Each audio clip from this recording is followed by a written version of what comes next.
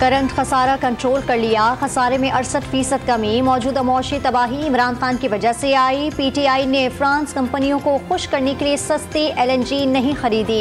वज़ीर आज़म के कोऑर्डिनेटर मईशत और तवानाई बिलाल अजहर क़यानी की चार्जशीट। वज़ीर आज़म की ज़ेर सदारत वफाकी काबीना का इजलास आज होगा। इलेक्शन इल्तिवा केस में सुप्रीम कोर्ट के फैसले पर अमल दरामद करने या ना करने का जायजा लिया जाएगा। अदालती इस्लाहात बिल की वापसी और पार्लियामेंट के मुश्तरका इजलास से मंजूर कराने पर भी तबादला ख्याल होगा। तहरीक इंसाफ के रहनुमा अली अमीन गंडापुर को ड्यूटी मजिस्ट्रेट की अदालत ने एक रोज़ा जिस्मानी रिमांड पर पुलिस के हवाले कर दिया। कल इंसदादी दहशतगर्दी की अदालत में पेश करने का हुक्म।